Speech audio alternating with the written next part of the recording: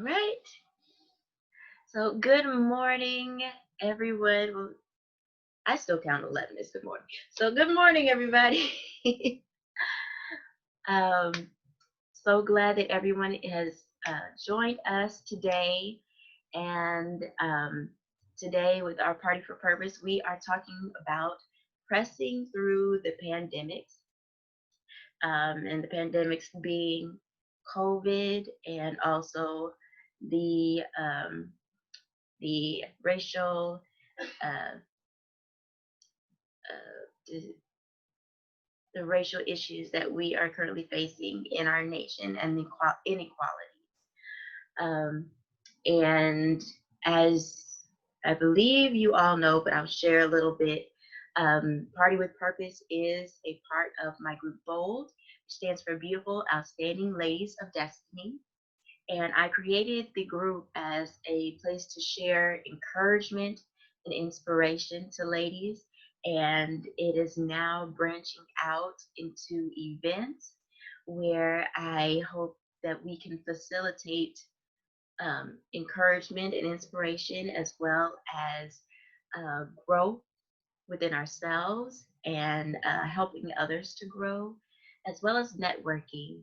Um, because I find that when we interact more with each other, we can learn from each other, we can lean on each other, we can find inspiration with and through each other. So I'm so excited that you ladies have chosen to join us in this event and prayerfully more events to come with the group. And um, we will get right into it. As y'all know, I like to start with an exercise, and this one I call emotional baggage. Especially during this time, we carry a lot.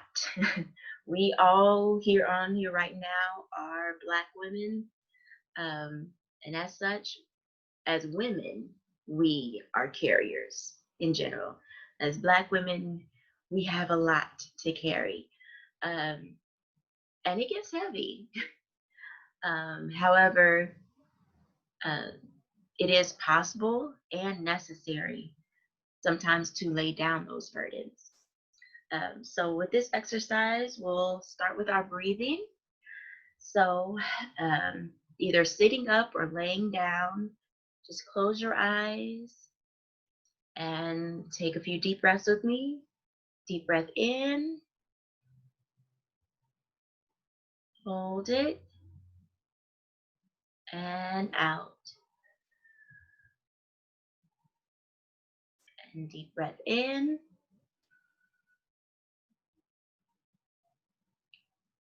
hold it, and out. One more time, deep breath in, hold it, and out. Now, keeping your eyes closed, I want you to envision that you have a backpack. I want you to look at this backpack, examine it. How big is your backpack? What colors are on it? What material is it made of? I want you to fully envision it. In fact, pick it up and examine the weight. Feel how heavy it is, full of all of your worries, your possible anger, your fears, your doubts. Acknowledge that weight. I want you to put it on your back. And again, feel that weight. Feel it pressing in on your shoulders. How heavy it is. Can you even fully get it on your back with all the weight? I want you to really experience it. And I want you to open up your backpack. And inside that backpack are all of those things mentioned, represented as rocks.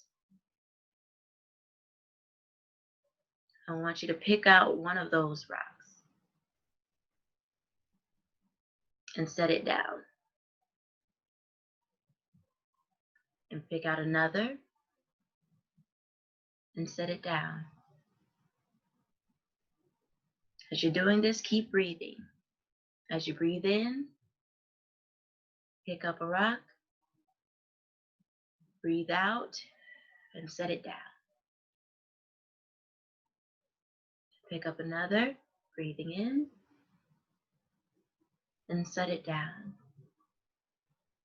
And as you're doing this, notice the bag getting lighter.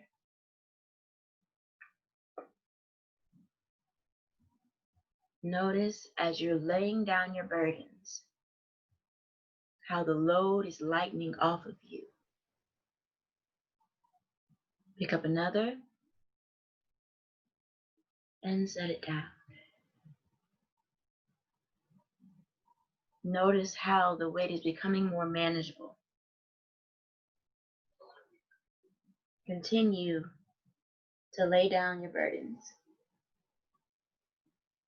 All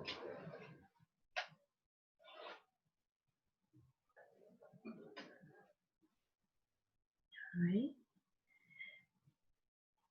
And notice that your bag is empty.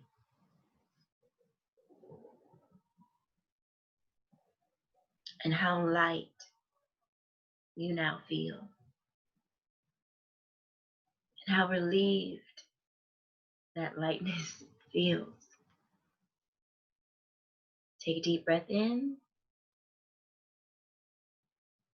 and breathe out. And open your eyes when you're ready.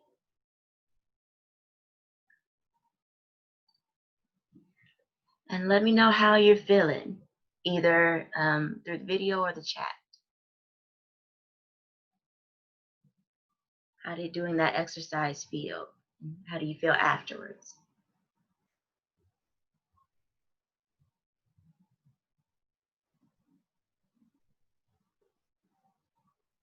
Q says you feel so relaxed right now. Awesome. Yeah, because sometimes we don't even realize the amount and the weight of the burdens that we are carrying.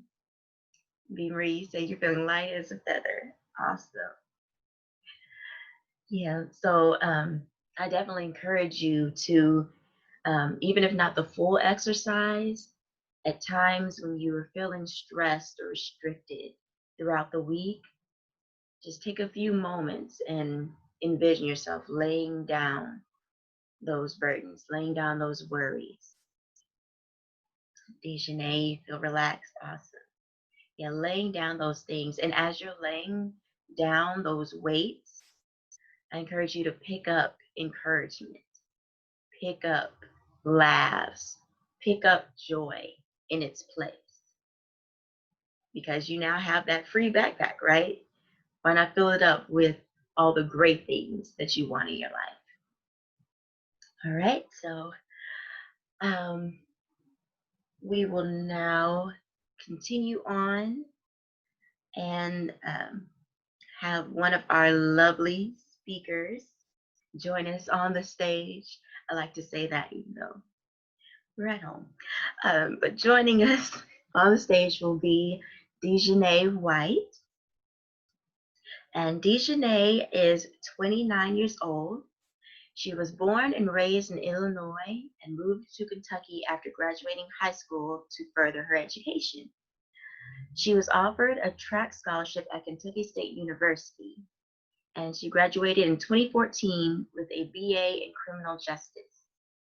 She then made history by becoming the first Black female officer to work for Frankfort PD. Now, however, she is currently a police officer and hostage negotiator in Chattanooga, Tennessee. She's been policing for almost 6 years now, and she has several plans to not only better her career, but also work towards adding a lot more community relationships and building the gap between the Black community and police officers. After graduating the police academy in 2014, she decided that she needed something to keep in shape and got into the sport of strongman. She's won several awards and competed at the national level every year since starting strongman. And our hope this year is to earn her pro card and compete at a professional level. DeJanee, the floor is yours. All right. Well, hello, everyone. I'm DeJanee, and like she was explaining, I am a police officer in Chattanooga, Tennessee. It's going on almost 6 years now, and I'm not going to go into too much detail because I know that there's questions that everyone wanted to ask, so I don't want to sit here and rattle off a whole bunch of stuff and not allow anyone to ask questions. So. All right. I would love for you to start with um, in speaking of COVID, how that has been for you. Um, I know that being in Tennessee, along with COVID, you also had the flooding, or excuse me, the tornadoes, and you personally had flooding. So if you could share a little bit about how that journey has been for you. Well, the COVID started before the tornado hit, Oh, so I was I was honestly fine at first. I was okay. I was managing, figuring out things to do in my house just to pass time, keep myself in shape and everything. But then I want to say probably like 2 weeks later, that's when the tornado hit Chattanooga, and it was by the grace of God that it did not hit my apartment complex, because like the next street over, it was completely damaged. And I just remember sitting in my closet, and I was by myself sitting in my closet, and I was just praying like, oh my God, like I don't know what to do. I don't know if I can handle this, like, oh my goodness. And that's when the water started coming into my house as well. As I was sitting in the closet, like a bunch of water just started coming into my house. mm, um but then like the tornado passed and everything, and something told me to turn on my work radio because my phone wasn't working. I wasn't getting signal, wasn't getting contacts, nothing like that. So something told me to turn on my work radio, turned it on, and I can just hear the screams and the yells of police officers trying to get to people out in the community to try to help them get buildings off of them and everything.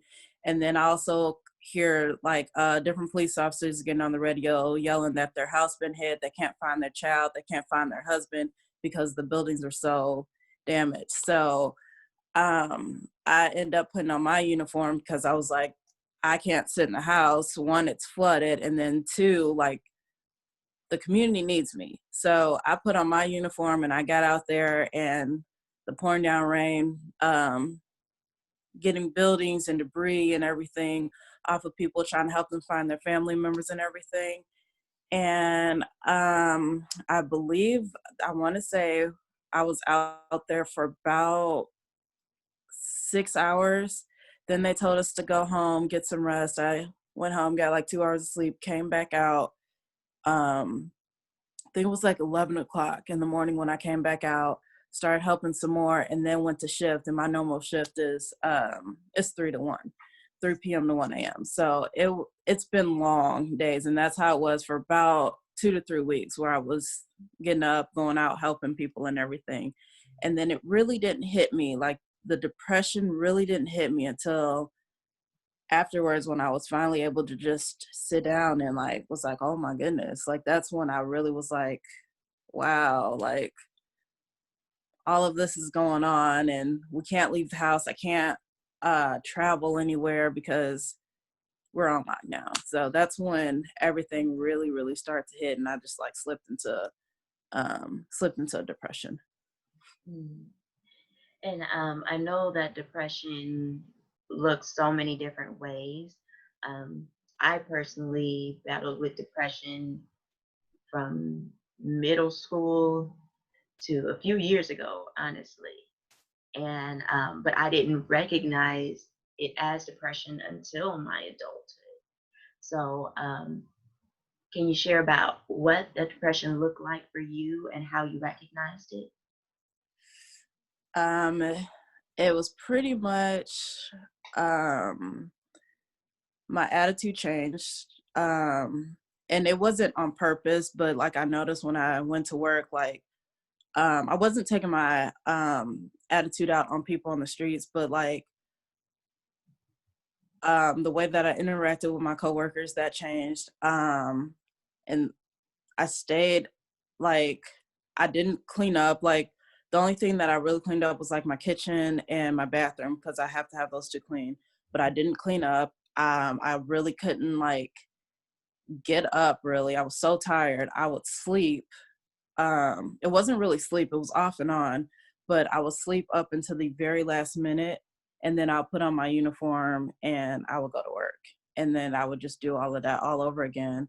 Um, so yeah, it was pretty much me just laying there eating like once, and then like I'll randomly have like these breakdowns where I just start crying. And I know at work, someone had asked me like what was wrong, and then next thing I know, I just started crying and I couldn't stop, and I was just like, I don't know, because I couldn't figure out what was wrong with me. Like I was like, I don't know why I'm feeling this way. I don't know why I'm depressed. I don't know what's going on. So that's how it looked for me. Mm, yeah, and that that seems to be common is you feeling the emotions before you recognize them. If that makes sense. Hmm. Like it just hitting you, and then you're like, oh wait, what is this? Yeah. Yeah. It seems to be common amongst people that I speak with about it. Okay, so so you were feeling it, depression, you recognize it as such.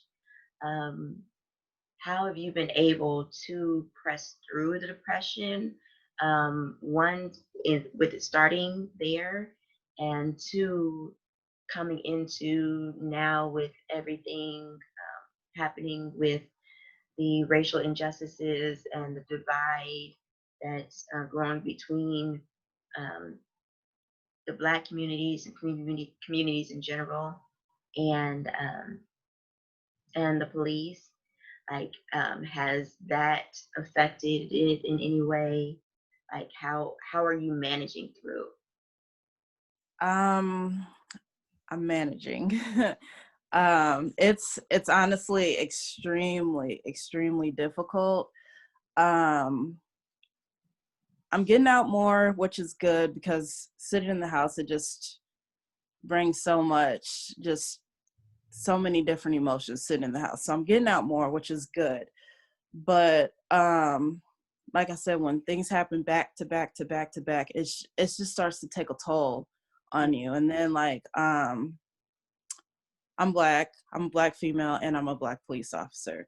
So I'm seeing everything from different um, perspectives, I guess you can say. Like 2 weeks ago, I had to go work the protest, and you can just see the hurt on a lot of people's faces. And I'm standing on the line and I'm trying not to cry because I feel it. I feel the hurt, but I'm also a police officer as well.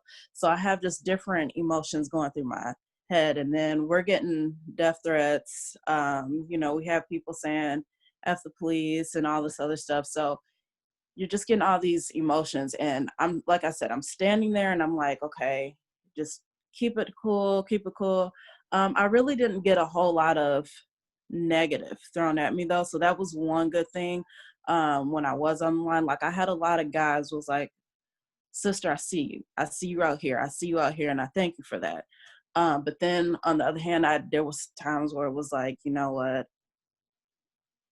F you and all this other stuff, just different things thrown at me. It was to the point where, like, when I got in my police car, like, I was just like I was trying to hold it in, and I don't know, I just had to start crying, and I don't know, and I think I cried for probably after that, I think I cried for like 2 days. I remember going to the gym the next day, and the gym owner was like, you know, he came up to me and was like, I'm praying for you guys, and the tears just start flowing again, and I was just like, oh gosh. But I don't know, I'm managing it. It's really hard, especially when sorry, I'm trying not to cry.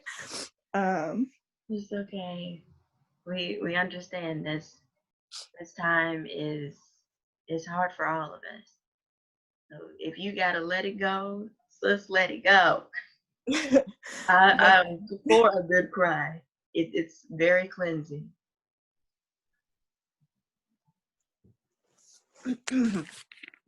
but no, it is really hard. And then, like, I made a post on Facebook. I don't have family down here, and I'm normally fine. Like, I'm normally good. Like, I can just um pull myself back together, but things just keep happening back to back. So it's hard. It really is hard. But Mm. like I said, I'm managing. I'm starting to get back to normal because we are allowed to finally get out and go places and everything. So Yeah. Okay. And my possibly last question, I open it up. What is it, or what are the things that you wish that we being the community, the citizens, knew, coming from a police officer who is truly there to protect and serve? um not all police officers are bad. Um the media is showing, and I'm honestly happy that there's people around that they're recording a lot of the stuff that's going on. I really am happy about that because it's bringing out the bad officers. Um, but there a lot of police officers are not bad. I don't get on Facebook or Instagram and display a lot of the positive things that I do. Um, but I do get out into my community, and I built those relationships with my community. I work in a predominantly Black community. It's hard for me because I am the only Black female on my whole entire shift. So there's not a lot of Black officers in general, and there's definitely not a lot of Black female officers. The one thing that I do wish, and this is something that I've been saying time and time again, in order for us to make a change, as the Black community, we have to be the change. I know right now is a very, very bad time to be a police officer, but we have to get out here and we have to start being police officers to be chiefs, to take over departments. We have to start getting out here to be lawyers and doctors and attorneys and judges and things like that. That way we can start making the changes that we want to see within the community. And that's why I'm out here. Because I do eventually, there's so much that I want to do as far as being a police officer. And I'm not gonna lie, like, there's been a couple times where I was just like, you know what, I'm about to hand this stuff in. I can't do it. It's not worth it. But then it's crazy because I keep having people reach out to me, people that I never in a million years would have thought to be like, keep pushing. We see you out here. You're doing good things in the community. Please keep fighting for us. So that's why I'm still in it right now. Yeah, that's awesome. Yeah, because before we started, you were saying that you never really wanted to be a police officer. No, Right. So no, no.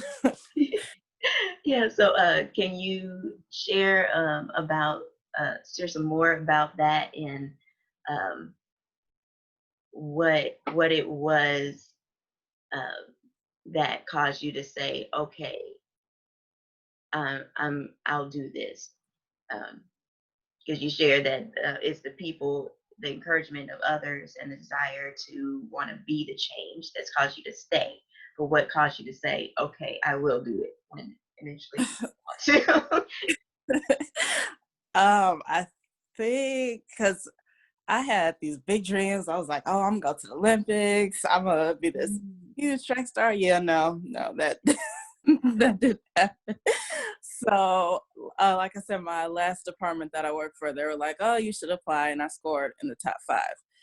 So I was like, huh, okay, well, I guess I'll give it a try. And then I went to the academy, and I remember because I never shot a gun before until I went to the academy in 2014. So I never shot a gun before, and I remember failing um, the qualifications. And I was just like, oh my God, because they'll let you retest one more time. If you fail after that, you're completely done. So I was like, God, if this is for me, if this is where you want me to be, just praying. I was like, I need your help to pass. And like on my way back, because we went home on the weekends for the academy. On my way back, like I was praying on the way back because I knew that the next day was well, I was going to have to do the qualifications. And I remember seeing this truck, and there was like this big cross on the truck. And I was just like, I'm like, no. I'm like, really? And then the next day I took the qualifications again, and I actually passed. So I was like, okay, maybe I am supposed to be here, be a police officer. And now that I moved to Chattanooga, now I'm more so in this for women and young girls. I just want women and young girls to know, like, hey, you can do anything that you want to do. Don't allow anybody to stop you, especially men, because being a police officer, it's this is a male community, I guess you can say. There's so many guys in here, and a lot of them still to this day think that women can't do certain things. So I'm really so much more so into it. Not for me anymore. Now it's just to let them know you can do whatever you want to do. And that's another reason why I do strongman, because strongman, you're heavy, you're lifting super heavy weights. And I want to show them like, hey, you can lift these heavy weights and still keep your girly figure and still be able to put on that dress and still have your curves. So I do a lot of stuff, not so much for me, but for other people around me. That's awesome. And I just want to say before I open it up, thank you for that. I definitely see your heart. I appreciate your heart. Um, and you have it for a reason. And you have your strength for a reason, both physically, emotionally, spiritually. You are designed as you are for a purpose and a reason. And I want you to continue to press in that, to continue to find your strength in that, and knowing that He's placed you there. And as such, He will never leave you, and He will see you through. All right. So thank you again. And ladies, the floor is now open. If you have any questions you'd like to ask, you can unmute yourselves and share or put in the chat. One thing I wanted to say, this is B. Marie. One thing I wanted to say, well, first off, thank you for sharing your story. It really is, it feels good to hear your perspective as a Black female, as a police officer. So thank you for sharing your outlook on how you've handled things and what you went through. I appreciate it. Now, one thing that you said that resonated with me, it was towards the end when you said that you've done stuff in your community and you haven't put it on social media. I was literally just saying this last night. So as soon as you said that, it was like, oh, there it is. Because a lot of times when things are going on, just how we are with social media and technology these days. It's like, if you don't post it on Instagram or Facebook to let people know that you support, then that means you don't support. And that's not how it should be, because social media was not always around. We were doing things for each other, trying to help each other, supporting the causes for so many years. And it's like, now that there's the visual that's out, if you're not out there posting about it, if you didn't put up your George Floyd photos or repost and share videos, then that means you don't care. And it's like, it's time for that to stop. So I commend you for saying that part, that, you know, you do for the community, but you don't feel the need to make sure everybody knows you did it. Because at the end of the day, it's not about everybody seeing you do it. It's the fact that you are doing it. And I think we lose sight of that. We want to put it on social media so people can know, yep, I support the cause. No, do it because you're compelled to do so, because your heart leads you in that way. So yes, thank you for saying that, because that was a point that I had just proved last night. Thank you. You're welcome.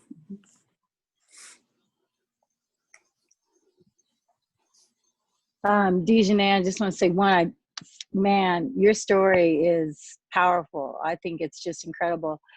And being a police officer, I want to know if you wouldn't mind telling us, like, being a female, a Black female, you know, in your police department, what have been probably some of the standout, like, struggles, or how you've been treated, just even coming on the force, and how hard have you had to work to earn your respect?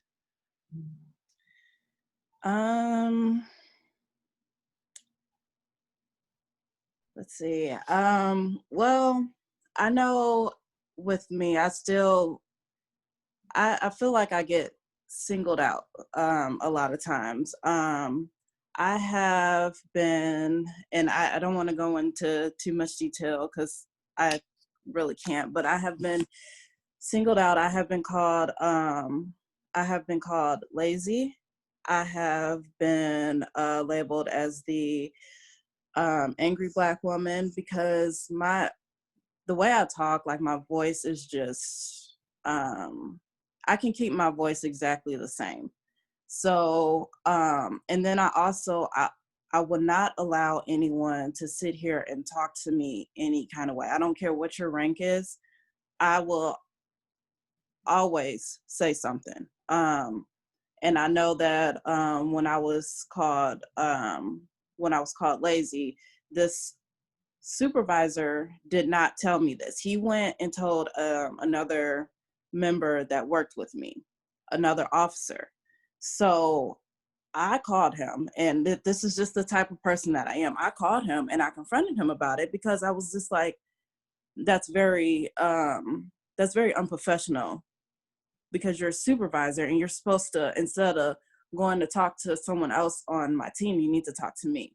So it's been very, very hard. And even working at my last department, it's been extremely hard. And it's almost like I have to sit here and prove myself, prove who I am over and over and over again. And it gets to the point where, like, I start to just back off, and it makes me not want to get out here and, like, do my job, I guess you can say. Like, I'll answer, the calls to service, but as far as doing anything extra, I won't do it, because they've put a label on me already. So it makes me back off, and then it makes me question, like, can I actually do my job? Like, am I able to do my job? And the reason he called me lazy is because I had a lot of reports, and I hold myself out towards the end of shift to try to get my reports done, because if not, you get written up for that. So I don't know. It just makes me question, like, can I actually get out here and do my job? Like, do people see me actually doing my job, or what do they view me as? So sometimes, like, it makes me just want to honestly give up sometimes. And definitely so sorry to hear that. As I mean, for anyone, it can be hard to have someone assaulting your character, especially when you know what they're saying isn't true. So definitely sorry to hear that. But also, again, thank you for still sticking in it and still pressing through.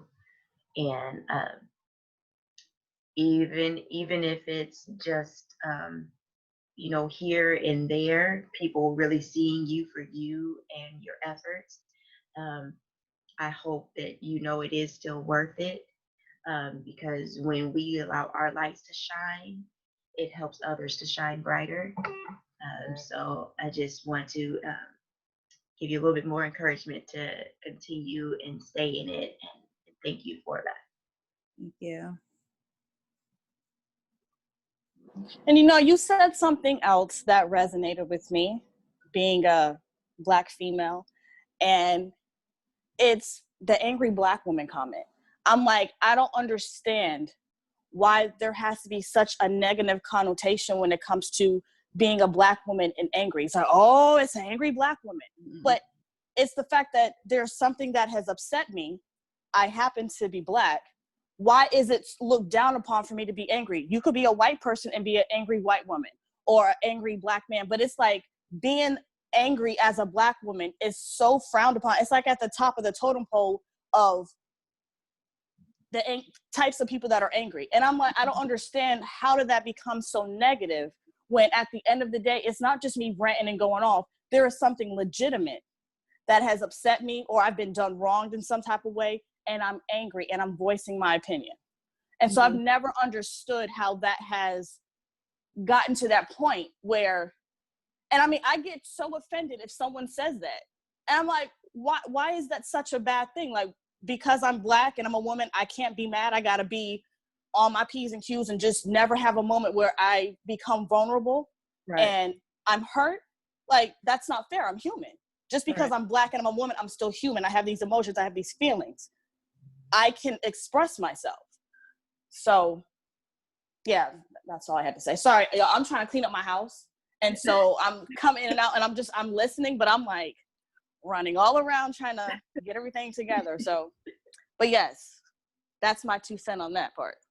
Yeah, I don't understand it either. And then afterwards they were like, I think you might want to seek counseling. And I was like, I don't need a counselor for anything. I was like, I was just letting you guys know how I felt about the situation. And now you guys are saying that I need counseling and everything. Like I said, a lot of it, like it's just started pushing me back. And I'm just like, okay, whatever. I will just answer my calls for service, and that's it. And that's pretty much what I've been doing. I will answer my calls for service. I will get out and I will talk to the people in my community. These are the things that they're not seeing. They're not really seeing that. They're not seeing me get out of my car. They're not seeing the relationship that I have within the community.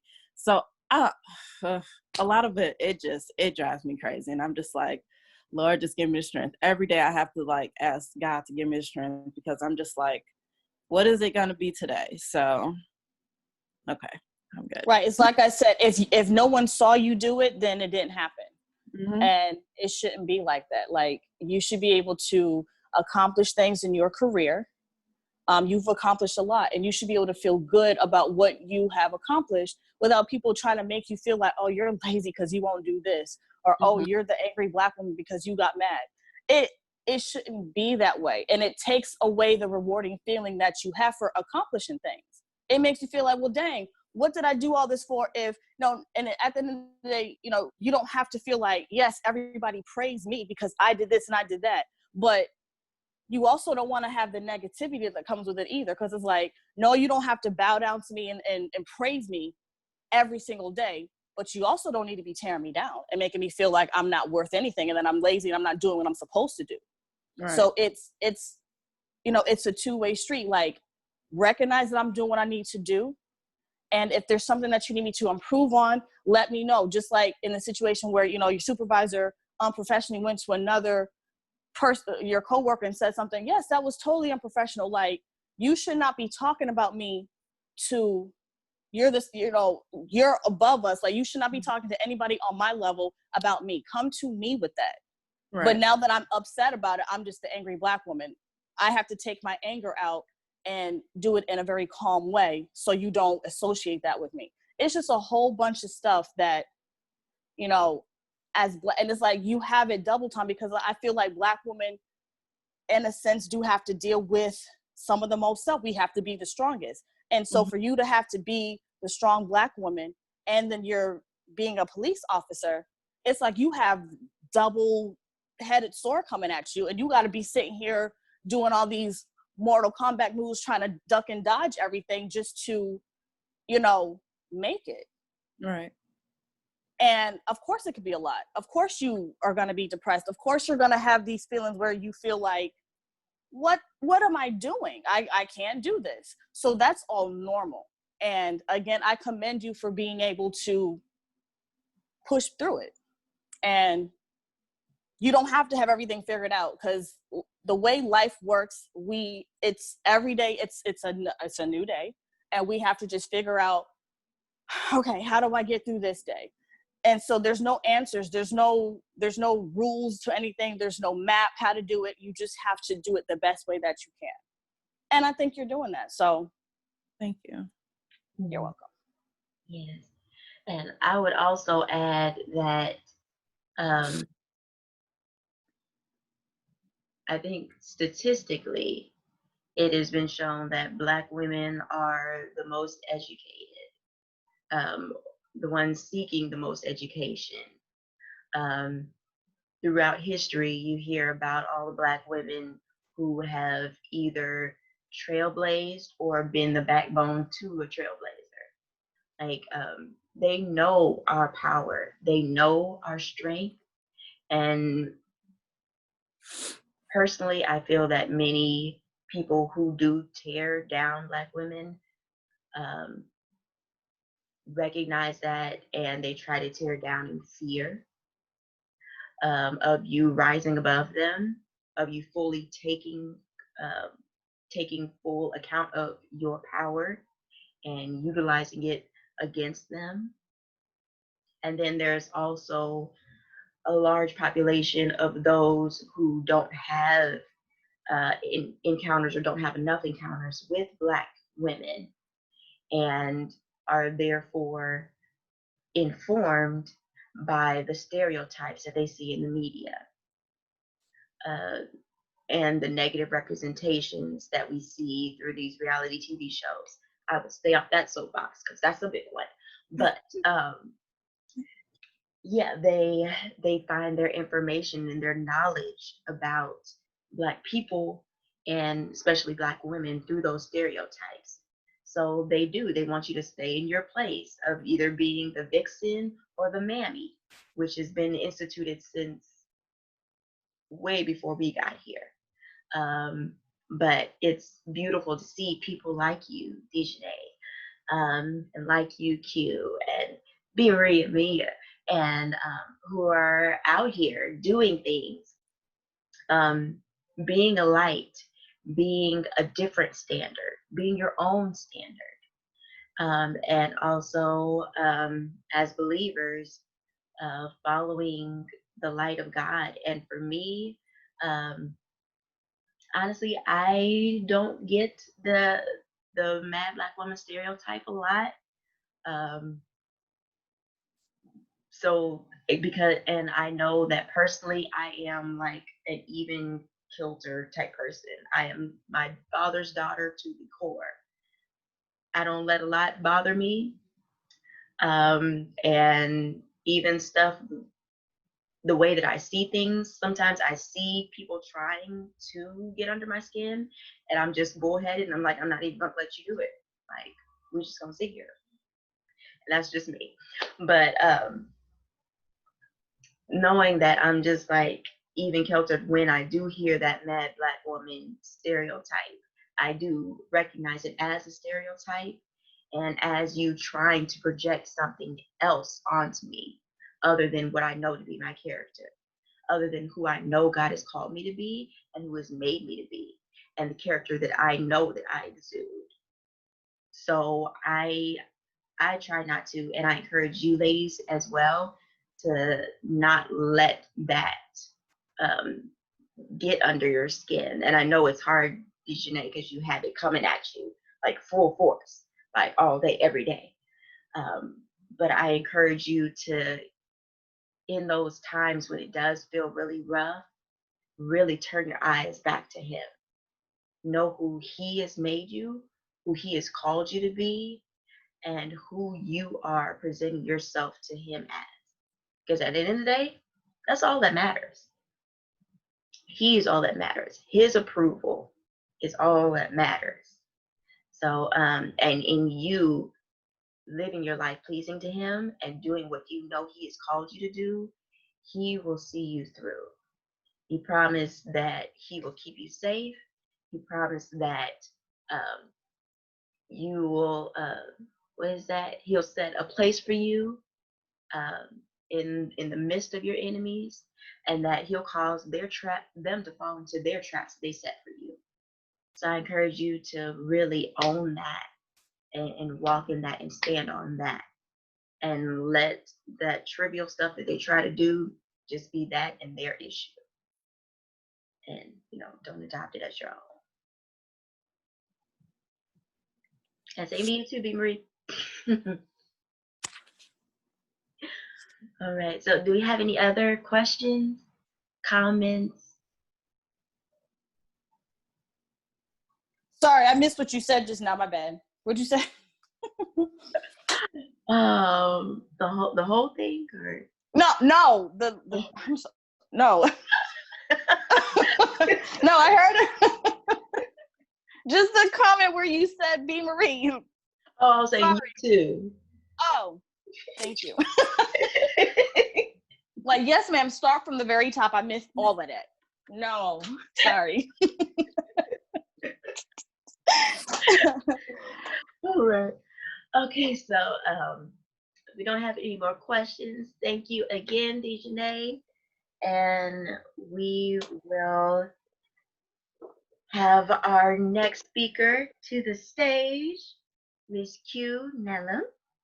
And Q has been a leading force and creative in urban leadership and program development.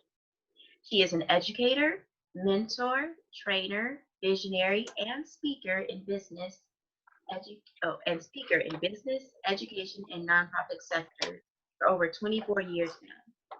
She founded a Christian hip hop performing arts camp called Arts in the Hood Camp. This camp is completely led by youth and young adults. It focuses on their leadership development, and after 20 years, it is still happening. She designed and created the first nonprofit college-accredited course program in Denver. She is a community leader, social media influencer, justice leader in the city of Denver and all over. She is a speaker, trainer, leader, networker, mentor, and entrepreneur of culturally and ethnically aware leadership inclusion, development, and empowerment. She believes in and has a heart for raising up leaders of color, especially women of color. Q has her Bachelor's of Science degree in Organizational Management and Leadership Development.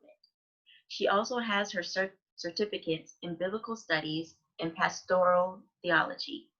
Currently, she runs her own entrepreneurial venture called Q Inc., which is focused on leadership design, development, and diversity, using creative ways for urban and ethnic leaders to come together in order to be diverse and successful together. She believes we should be leaders seen, leaders heard, and leaders now. Q is happily married to Pastor Victor Nellum of 24 years. They have 4 incredible kids: Isaiah, Isaac, Israel, and Zipporah. Q Nellum currently resides in Denver, Colorado. All right, so Q, the stage is yours. Thank you. DeJanee, your story is just inspirational. I'll probably be hitting you up for some more, Instagram lives or something that'll be happening.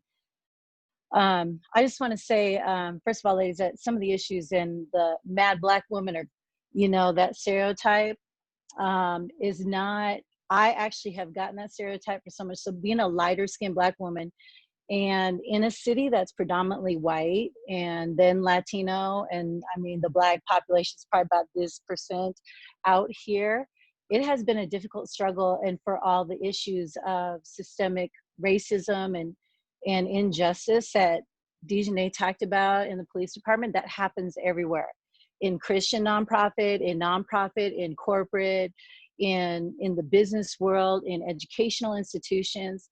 So my bio, I've been around for a while, ladies. I'm old. I'm 51 years old, and I have been doing this work for a long time. It's interesting because only recently have I started really having a voice socially on social media, because I do believe in changing the narrative on social media and to get out information. And because a lot of my followers look to me for information because they're not able to say or think about or know what to say, so they do follow me a lot to see what is happening and what's going on. And but I do agree with B. Marie. She's right. If you're not posting and it's like it didn't happen, and it's unfortunate, but it's true. But you know, we do want to see the good things. And I think that as we transition in this whole race issue right now, or we're semi-transitioning into next steps, that it's a big deal. So my heart and passion has always been to speak about justice. I wouldn't say I'm a full-on activist, but I'm a bold woman, and I will speak my truth, and whether you like it or not. And that's been a lot of the reason why I have been dealing with the systemic racism and issues within the companies I've worked for. And so I have been a heart for younger Black women especially. I've been paving the way, and I believe that if I don't now, they're gonna struggle again. Like, we're gonna be here again, and we should not even be here.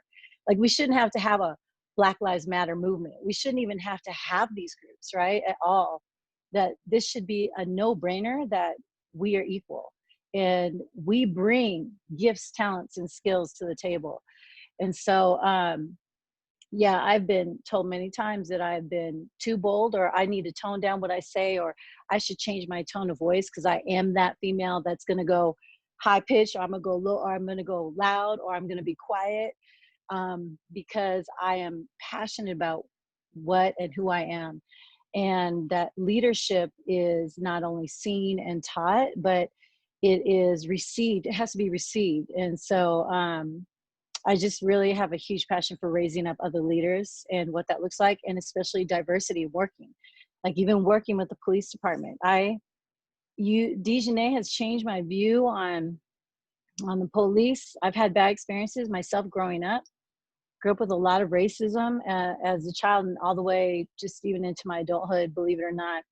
And I have had that mentality that, you know, you can't trust police, you cannot text them, you can't do anything. And I think that hearing the way DeJanee talked has brought a different perspective versus the other police that I know, and they're just like, comply, comply, comply. That's all you need to do, or that's what you need to teach your sons. Teach them to comply. But when you're angry, when you're in the heat of your emotions, and you're knowing you didn't do something wrong in your profile or something, it is hard to comply. And to hear the way DeJanee spoke about being able to work with the police department, I think that that's huge, you know, for what we can do. So thank you for that. So anyhow, that's kind of a brief overview. There's just so much I could say, and I don't want to do that. So, you know, I'll go ahead and let you take it over. Ms. DeAntoinette, if you have a question you want me to start with first. Yes. So,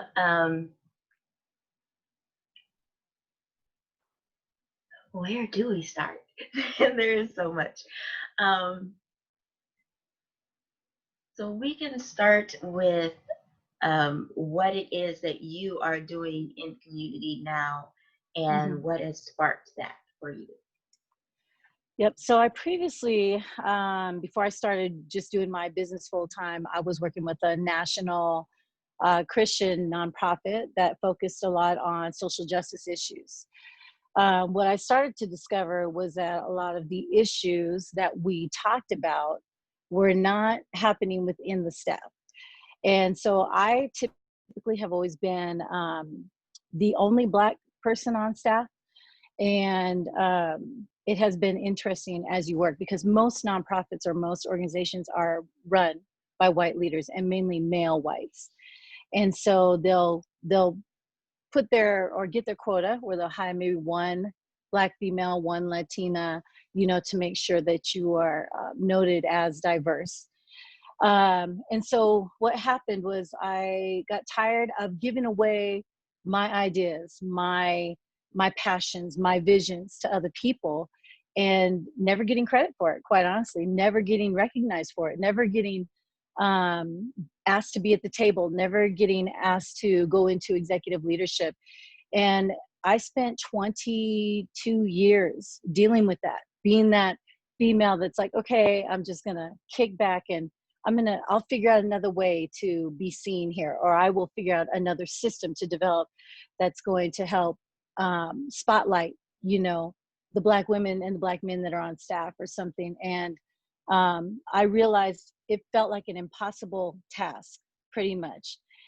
And so I decided to start my own business, which focuses on coming in to help different institutions design from the inside out, basically realizing who do you already have in your companies and your organizations that you're not utilizing well. And I'm talking specifically, who do you have that's Black on staff? Who do you have that's brown on staff that you can use now? That janitor that's been cleaning your floors might already have his accounting degree, but you want to go outside and hire the white accountant and pay him 6 digits, but your janitor been cleaning your floors every day faithfully, and you didn't even know because you don't know him, and or you don't know her, and you don't realize how intelligent and how incredible they are. And so we're trying to help design and infiltrate the systems for Black leaders from the inside out.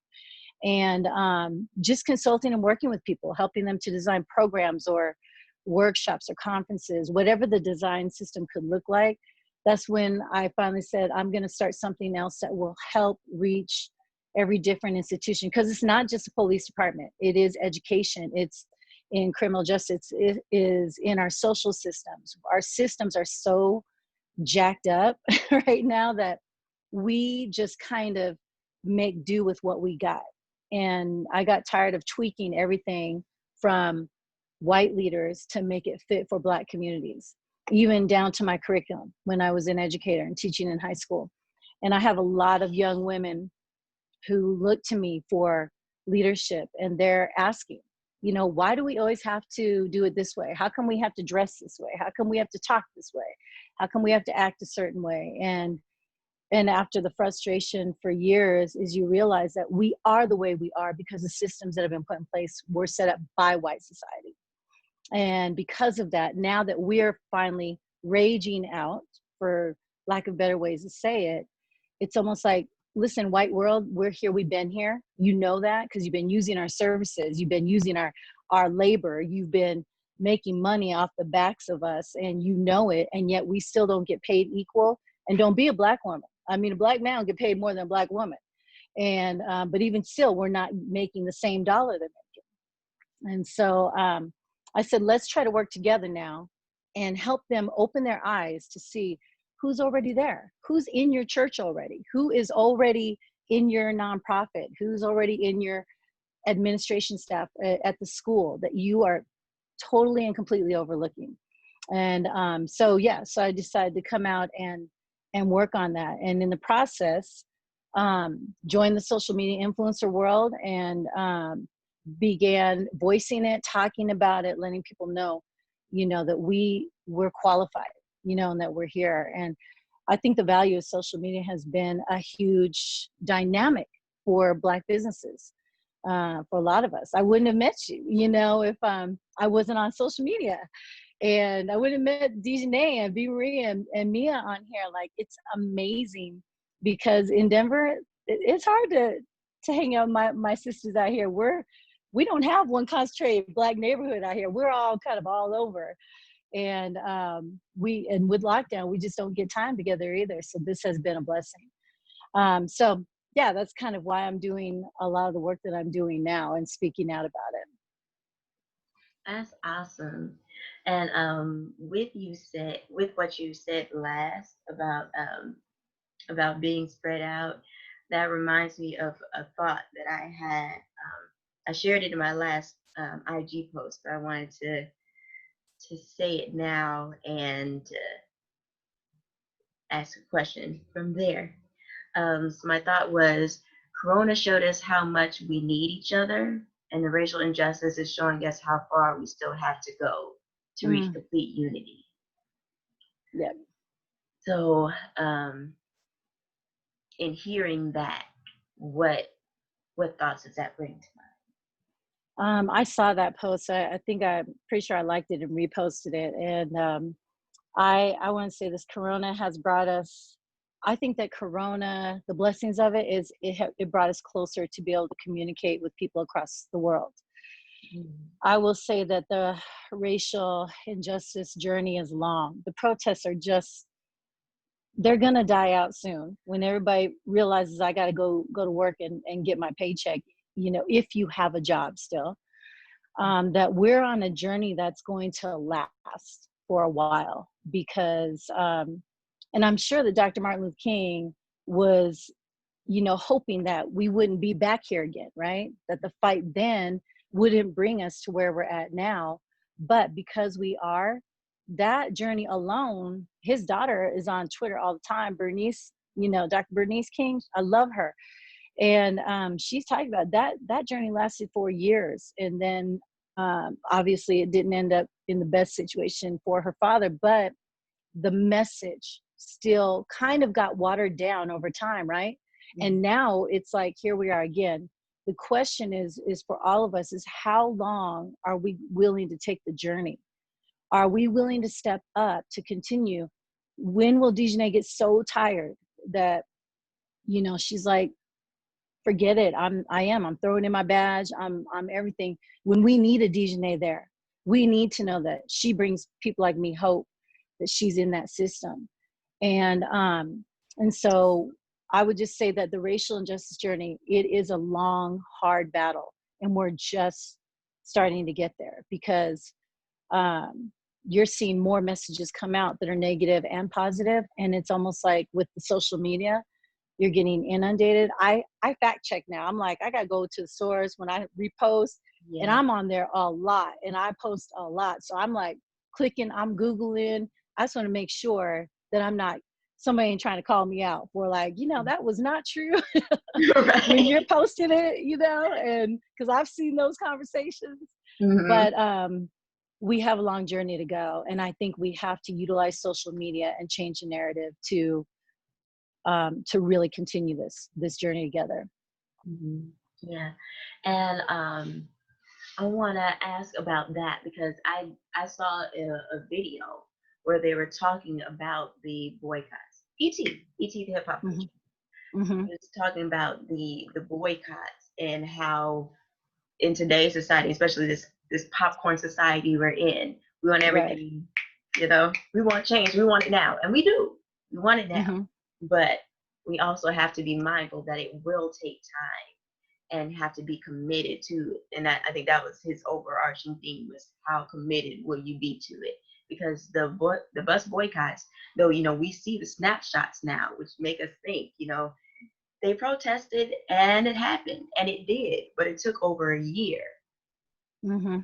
Over a year.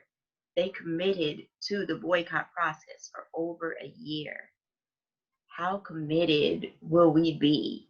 And I guess the question I want to ask is, what are your ideas on how we ourselves can stay committed and how we can encourage others in staying committed? The boycotts are the new hashtags. Okay. So hashtag, you know, don't frequent Starbucks or whatever, a hashtag, you know, whatever it is, those are the new boycotts. Here's the issue we have today is that we have already been so involved in society enough to where we are going to frequent places like a Chick-fil-A or like a Starbucks or whatever. And it's hard when you're living in places where some of the main places you like to go to are large names, you know, and even though, you know, they're CEOs, if any of you haven't seen it, the post about who is supporting Trump's campaign.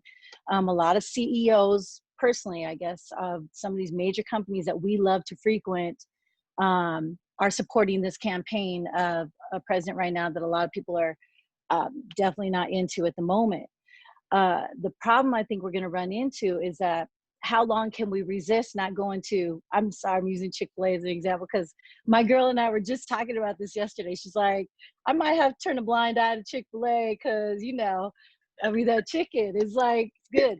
And all the mom and pop little, chicken joints, they don't all deliver because they're small business owned. You got to get there. But the question we deal with is how much can we actually support a boycott? Is a boycott realistic in 2020? And I'm not sure if a boycott that our country could get around is going to be conducive in 2020. I think that we really need to focus more so on starting with conversations in your own companies, starting with conversations in your own neighborhoods. Like DeJanee's getting out into the community. I'm out in the community. Probably a lot of other people who are listening today do work in their communities, starting to talk to different leaders, knowing your rights in your own city, what is happening. And that you hear that a lot, voting, supporting like that, making the calls. But a lot of people aren't, a lot of people I know are not going to be on there calling your mayor or calling whoever. It has to be done through social media. Show me where to click the link, sign my name, and then, send that petition, because I'm not going to get on the phone and call you. So I think that the questions we always got to ask ourselves when it comes to quote unquote a boycott or supporting a hashtag that's out there is, can you really support it for the long haul? Can you really give something up, or even now we're supporting Black businesses, right? Someone else, another Black leader posted, he said, I get that we want to support Black businesses, but what about continuing to do this? Why is it that now it's like, support Black business, support Black people now, when the rise and the phenomenon is about Black leaders and Black people and Black culture? Couldn't we keep doing this? Will we keep doing it? Will all the people do this? So yeah, that's probably a longer answer. It's kind of a harder one to see that. And I was looking at the chat, and I think, is it Ishanti who's on here? And yes, she said, me. okay, I'm looking at your chat. I'm going to read that. Is that okay? Absolutely. And you put in the chat, I think it breaks down to what is your priority. Very good. If we continue to think like consumers, we will never see a change in the system that we want. If our goal is truly change, then we must adjust our business as usual in a completely different way. There are so many places that are better than the places we patron that don't support us. It goes back to that popcorn society mentality. Longevity is the finish line in the race. That's so well said. I totally agree with you. That's exactly what I'm saying. Like for me, I'm starting something. I'm staying on this journey. I'm going to make sure that I'm continuing to voice, supporting Black businesses, partnering with my friends, like this. And you don't have to pay a lot of money, because, there's a lot of other people they would charge you to be on their podcast or to be on their webinar or something, but Ishanti, that was just well said. It is a choice, and it's how we want to change our business as normal mentality. So that is really well said. Mm-hmm. And one question that I have had, or Mia, did you have something you want to say? Yeah, I want to say that I think, me personally, I feel like that one of the biggest change is the boycott. You know what I'm saying? Like when you hit it where the money is, that's how you get a change. So like what that Ashanti, I agree wholeheartedly, because you have to change business as usual. You have to get out of that comfort zone of, drinking Starbucks and all of that. I remember Marie, she sent me, the list of, other, I think it was Black owned coffee places. And she's like, yeah, I send this to you because, she knows I like Starbucks. And I'm like, thank you. Because I appreciate that. I have to change business as usual. Like I'm a vegan, so I don't go to Chick-fil-A. But you know what I'm saying? At the same time, even if so, I'm like, no, I'm not supporting none of these places, now that I'm aware of it. And I feel like that's the biggest thing. Like now, after you said that, it makes me think like, wow, that's what I should be sharing mostly on my social media or with my friends, that, we need to make sure we're not supporting these big, franchises or these big corporations who supports Trump. Like, this is how we need to band together. If you don't want to go protest, at least, come together and say, yo, we not supporting this. So that was it. Yes, that is really great. I totally agree with you, because I too am not supporting. One of them's Pizza Hut. I mean, there's a whole list. I'll have to make sure I reshare that, but it is true. And that's why I said the question we all have to ask ourselves as Black leaders is, can I and will I support that hashtag? And not only, which is, like I said, the hashtag is our new boycott, and will I promote it? Because also too, we have to keep getting the word out. We got to tell everybody, tell your family, like, I'm not, my son wanted Pizza Hut the other day. I was like, oh no, we ain't ordering from there right now. None of that. And then places like, I'm not sure if you guys saw this one, MAC Cosmetics, one of my favorite cosmetic companies, who is owned by one of the top leaders. I think it's Estee Lauder, and one of my students working for Estee Lauder. And so, but MAC put up their percentages of who they have in their executive leadership and their management, who's Black. They put up who's brown. They put up how many women they have. They posted their business publicly, which I thought was a huge stance. And then they've been promoting, saying, we will work with Black communities. We're working to change the narrative here. They're going to change their leadership and their systems. That is a rare moment to see that. For me, myself, when, for people who love business, and it was rare, but it made me want to support somebody like that more, because they actually were very honest. They have a high percentage of women that they hire, but in the executive, it's still only 7%. You're talking about an international company, of Black people that are in executive roles. So I totally agree with you, Mia. And I'm that person too. I'm a Starbucks lover, and I'm like, I'll figure it out. I'll get some other coffee. There's lots of coffee places. And we will drink some coffee still, but it just won't be there right now. Right. And speaking to the hashtags, what are your thoughts on the abuse or the hanging on the coattail of the hashtags, and speaking to those businesses or people who will support the hashtag for their own benefit rather than really supporting the movement? Yeah, I can't stand that. I think it's just does a serious injustice to the real issue, which is equality for our Black people.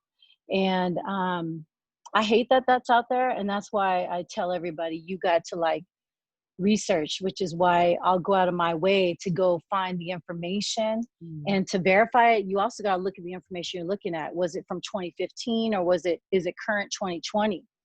And I try to help my people out, because a lot of my people who are following me, they're not going to go look.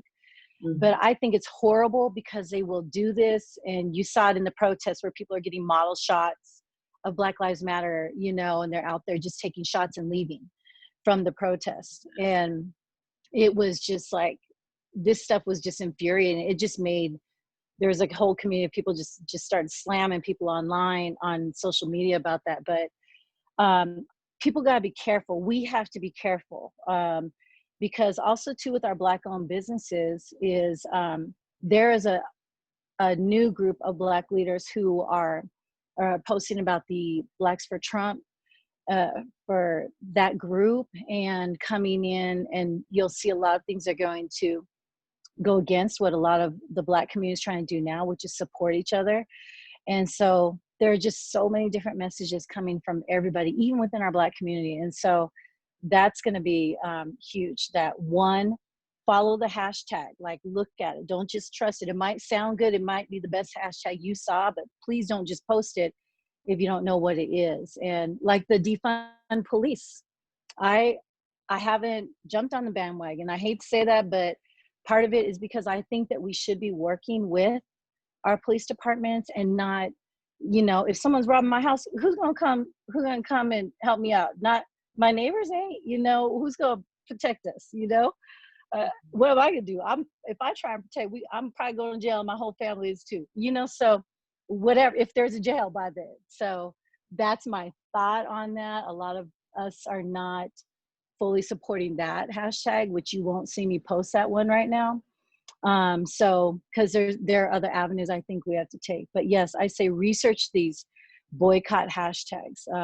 But so a lot of them are really true. And it is important for us to know that. And like Nate said, to not frequent these businesses. We owe it to ourselves.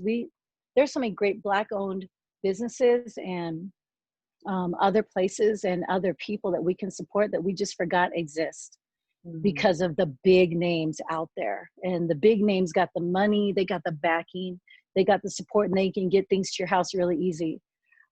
So we got to be careful, and we got to really do the research. It takes a little extra, but it doesn't take much extra work in that. You know, and I want to say this, and I promise I ain't saying nothing else. No. But I feel like I know for a fact on my social media sometimes it seems like, or even, you know, when I'm out and about, when I say, you know, support Black owned businesses and all of that, that like my white friends and all of that, they feel a certain type of way. And it's funny because I want them to feel a certain type of way. Like, I don't care how you feel. You know, like I'm not, they're like, you know, well, you know, why they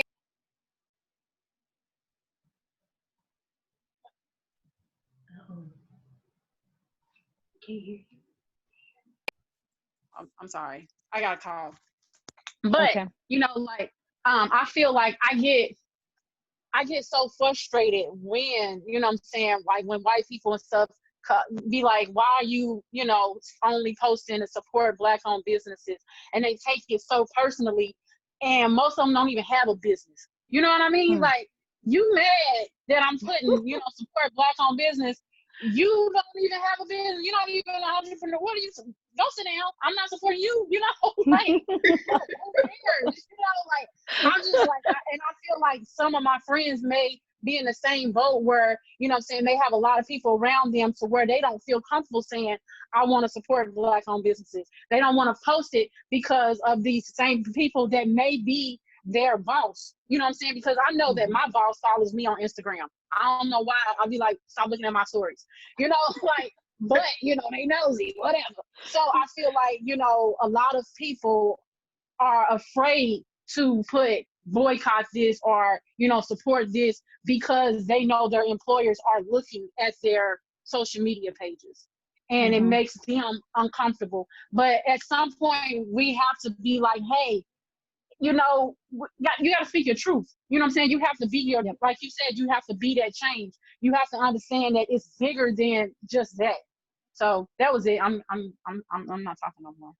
Hey, I love it. I love it, girl. I love it. And you're right. It's true. I would tell your white friends that that's obviously one of those things we talked about. They have to start talking at their job.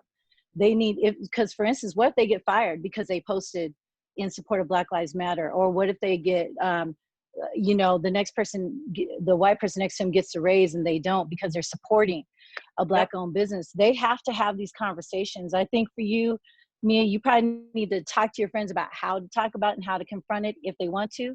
But then too, pick and choose your battles wisely. I mean, we can't like deal with everybody like that. They'll say whatever they want to say. It's okay. You don't gotta support. But there are so many other white people out there supporting Black owned businesses right now, donating. They're doing a lot. They're posting. They're voicing. They're protesting. So there's so much that is happening that's positive with our white community come alongside. So yeah, but I do agree with you. You're right. I love the way you said it. I won't even try to repeat it. It was great. I apologize. Can I say something really quick? I know you guys can't see me. But a lot of Black-owned businesses also don't realize the resources that they have available to themselves, like the Hub, the historically underused businesses. You can be able to get those certifications so that you can get those government contracts so that you can be able to compete with the big leagues. And a lot of us, you know, as Black-owned businesses fail due to lack of patronage and lack of customers and clientele. And so, you know, when people are saying that they can't get loans or they can't be able to expand and succeed their businesses, the education piece is so important. If you want to hide something from a Black man, they say put it in a book. But honestly, all the resources are available there. And once you open up your mind to being able to educate yourself on wanting to be better and how to be able to build, then those pieces are there for you to do so. I feel as though, you know, Tulsa, Rosewood, those things happened because of what we did. We came together, we built an empire And then our counterparts decided to get, jealous and burn it down. But those accesses and those pieces are available. We've done it over and over, centuries and centuries. And so one of the things that I did as a Black-owned business is registered as a vendor in my state, for the state of Texas, and got the certifications for the hub, the minority-owned, Black woman-owned, they're veteran-owned. There's so many, but these contracts are just sitting there waiting. This money is sitting there waiting. And so the exposure to that, the marketing that can go behind that, the push is really there. And so education is huge. Shanti, that's awesome. You're right. And even looking that up, it might be something if you can put in the chat, just kind of where to start. Because I agree with you. I'm the same. I'm here working with nonprofits and organizations that help support minority-owned businesses as well as Black women-owned. And listing everything. It's easy to get your LLC. It's easy to get your EIN number. It's like pretty much doesn't cost that much at all, and people don't realize it, but it is a patronage. That's why I said it's huge that for those of us who are on social media, or even just talking to your friends, or when you're at work, telling people, hey, you want, oh my gosh, I know this great hair store where you can get the best Black hair products that you need. They're called blah, blah, and they will deliver or something. It's just word of mouth. So social media is really just the new word of mouth for businesses. Back in the day, they didn't have it. And so now that we do, we have an obligation to really spread the word. And the more we keep repeating it, the more we keep posting it.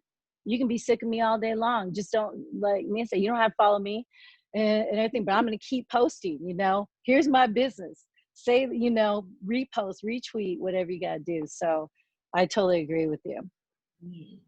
And thank you for sharing that, Ashanti, and for sharing it in the chat. So ladies, definitely take advantage of that. I will be, for sure. So let's see. I had a question. I think it just escaped me. Oh, yes. Okay. So in speaking about our Black-owned businesses and supporting our Black-owned businesses, what are some of your ideas on training our community on how to properly support us? Because everyone is looking for the family discount.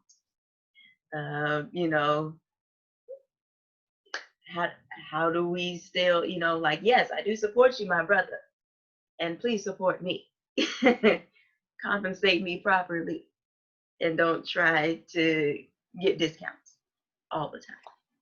Yes, you know what, most of my business mentors have told me, you have to always have your base price regardless. And, we can't, white businesses aren't going to do that. They're not just jumping out saying, here, you can have that little family discount, or, oh, because you're Black, I'm going to give you 10% off or something.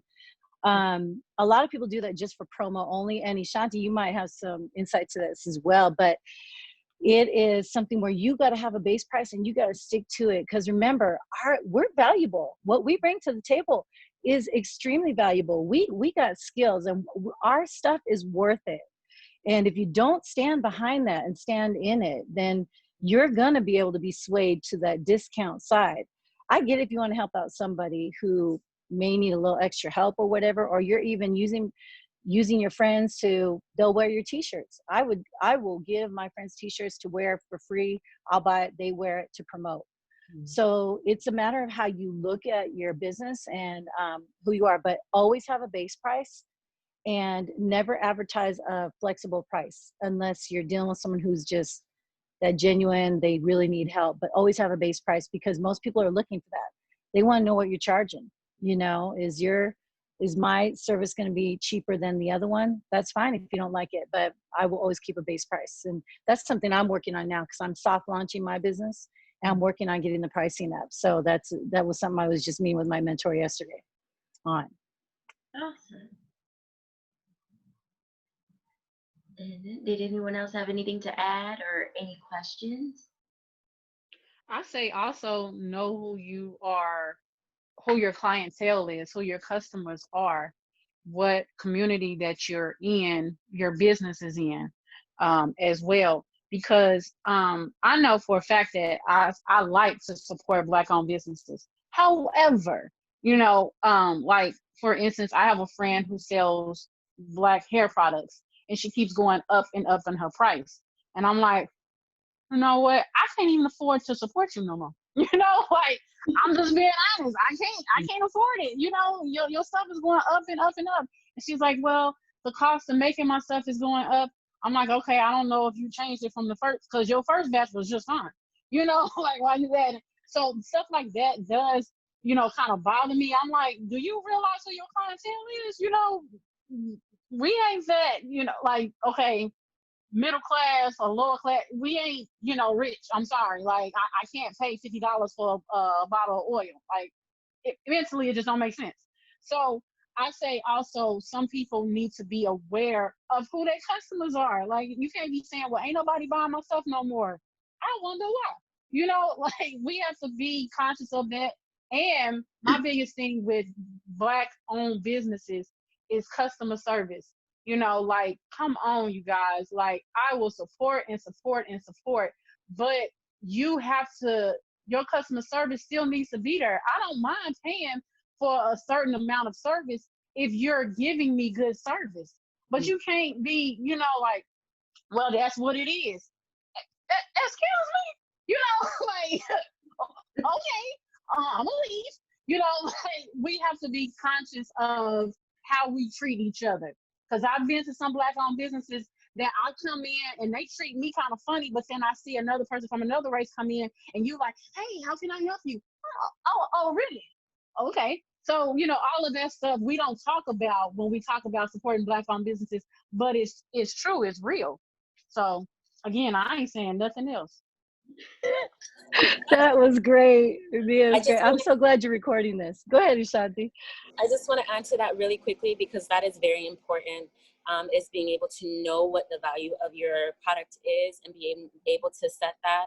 A lot of times, because Black-owned businesses are underutilized, then you see a spike in prices because of the fact of the clientele that they have coming in. So more clients means the availability to buy more products and to be able to give out more discounts. If you're only seeing a certain amount of patronage, then you have to be able to make sure that your costs doesn't exceed what you're trying to put out. And so you see that increase in pricing mainly because of the patronage aspect. And it sucks because you're getting bid on both sides. Well, you want people to come and patron you, but the price range that you have is out of their price range. And so you're stuck in that piece. So I think it really does go back to being able to get the bread and butter. Unfortunately, we think that clientele and patronage of clients is the bread and butter. And that's just really like the icing on the cake. Once you get into being able to plug into a system that continuously feeds you work, then the clientele piece will come with that opportunity. But the first piece is being able to plug into something that's going to constantly feed you what you need. I was super surprised, just going back to the hub piece, how many random things you would think are so random are on there, and they're giving out contracts like hotcakes for these things.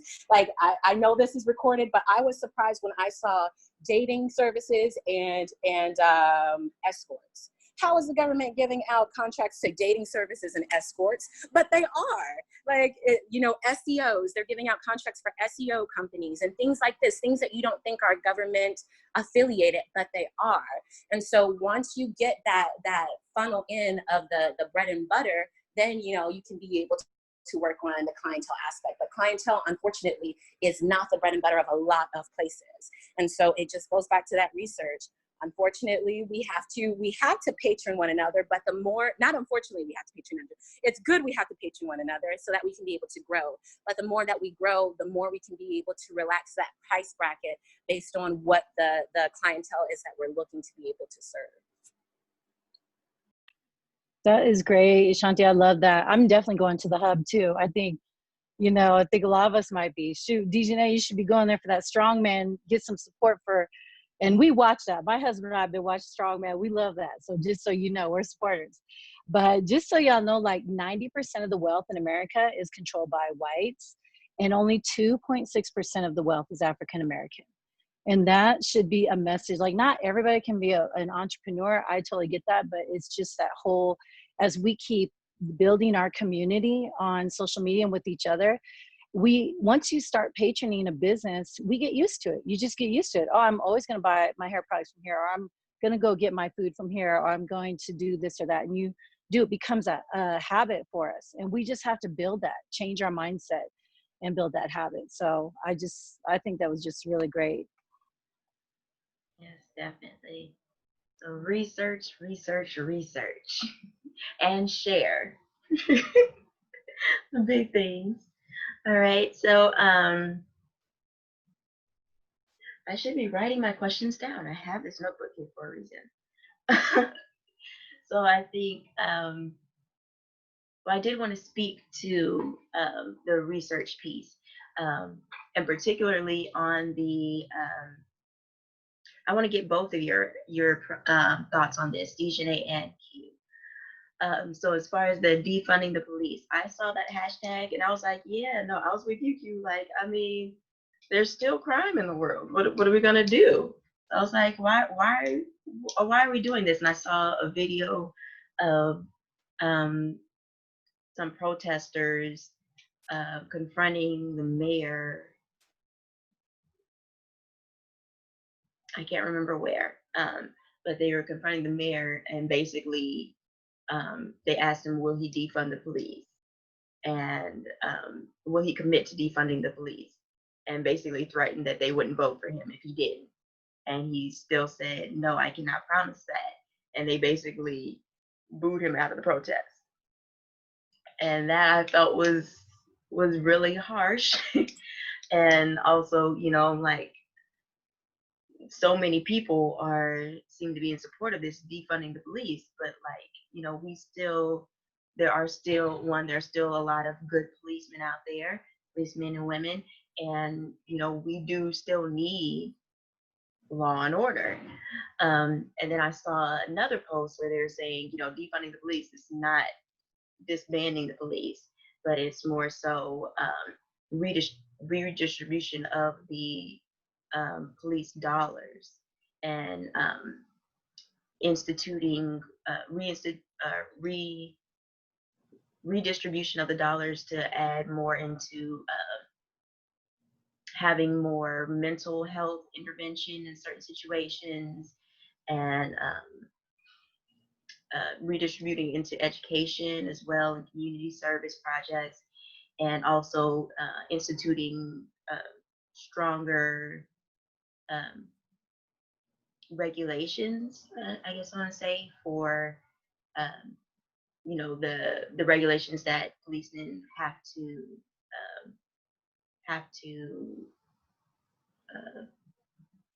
my words are escaping me, have to follow in their policing to try to de-escalate in situations when possible, and all of that.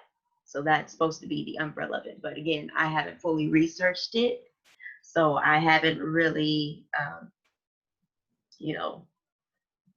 tried to throw my ideas out on that. But what are your thoughts on this? I think that police officer not defunding the police would not be a smart move, because if they do that, they're going to lose a lot of officers, for one. But also there's certain calls that the community's not going to be able to handle. For example, if your house is getting robbed, who would you call to come to your house? If I work in an area where there's a lot of shootings, who's going to come to these shootings if we're defunding the police? I do think that, and this is where it starts within the department, I do think that there needs to be more training.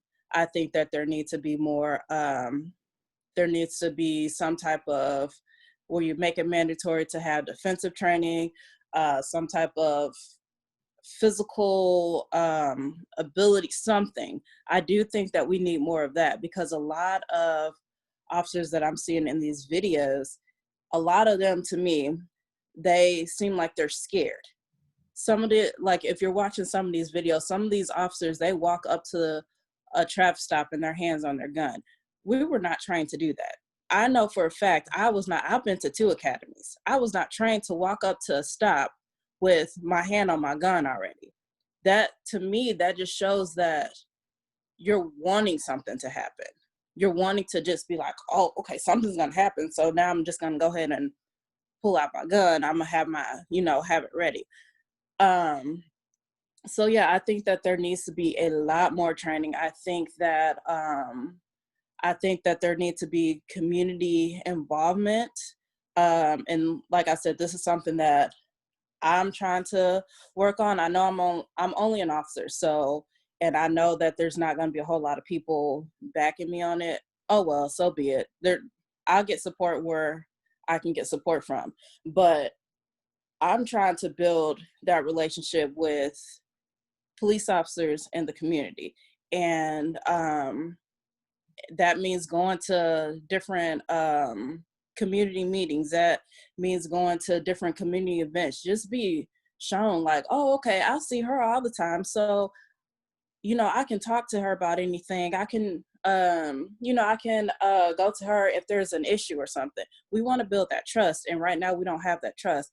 But like I said, defunding the police, that I don't think that's not a smart move in my opinion. Yeah, DeJanee, I agree with you. I think that the hashtag is deceiving.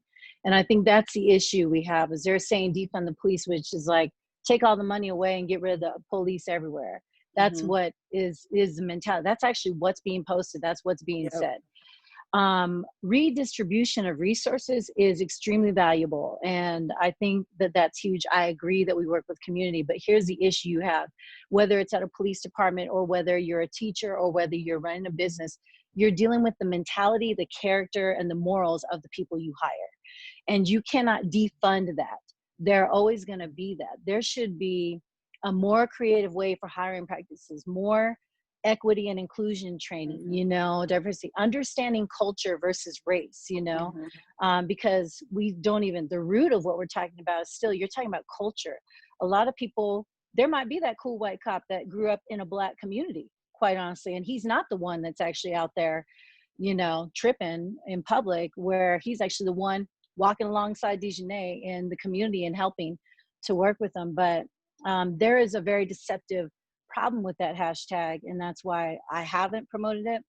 I do agree that community has to have a bigger voice, but those same people who are hired as police officers with the bad moral, the bad judgment, the bad choices, that could be your neighbor. And if he's heading up my community, I don't even know what you would call it, community security, or I don't even know what it would be, that could be the same one tripping and having a power trip with my son.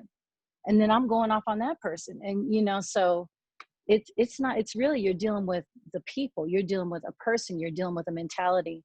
And that's what people don't want to talk about. That's where that journey gets long, right? Yeah. We're talking defund the police. We're talking, we got to work with the systems and help change the systems that are in place. And these systems are deeply rooted, and that's unfortunate. So that's a real hot topic right now out there. And as Ashanti was saying something along the same lines, she was saying we also should look at what the police were formed to do. Back in slavery days, they were formed to catch runaway slaves. Ultimately, the system is truly working the way it was set up to.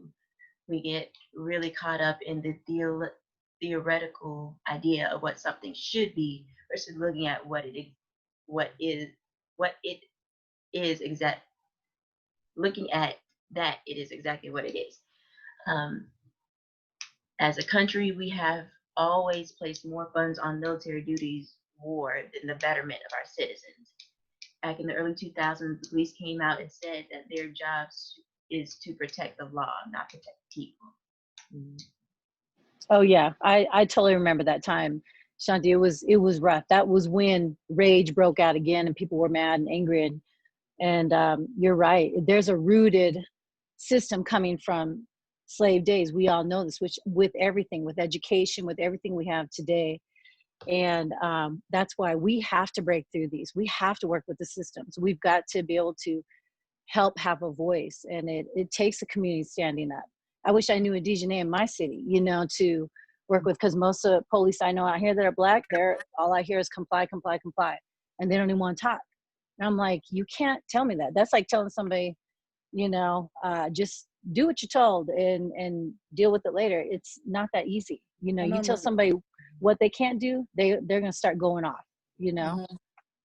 I don't agree with the whole comply, comply, comply. Yes, I want people to comply, because look what's happening if not. I don't agree with that. What I want to see, and this is something that even one of my captains pointed out that I've been doing. I step in. There's been plenty of times, like I was telling one of my captains, there's been plenty of times where I have stepped in between a white officer and a Black man and I almost come like super, super close to getting hit in the face because I'm trying to block what's about to happen. So I know with me, I'm a step in. I'm only one person, like I said. So I've seen a lot where it's on social media where like Black officers aren't doing anything, da da da da. But at the same time, like I told you guys earlier, I don't sit here and broadcast everything on social media. There's no point in me doing that. I know what I'm out here doing, and honestly, my community knows what I'm out here doing. I do wish that they start doing some type of evaluation, something, before they start putting some of these officers in predominantly Black neighborhoods, because some of them shouldn't be out there at all. They're not comfortable. You can look at them and tell they're not comfortable. You can look at them and tell that they're scared. And those things we don't need at all. We don't need that in any community, honestly, but especially with everything going on, we don't need that in the Black community. So I really wish that they would look at that, or listen to their field training officer or something, and not just place them because, oh, we need officers here. No, I would rather run short and have good, solid officers that I know is not going to sit here and do stupid stuff than to have, an officer out here who's scared to do their job, pretty much. So. Okay. Well, I want to open the floor one more time because I want to be mindful of everyone's time.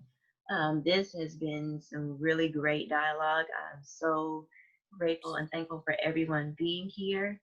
But as I said, I want to open the floor one more time. Anyone have any final thoughts or questions?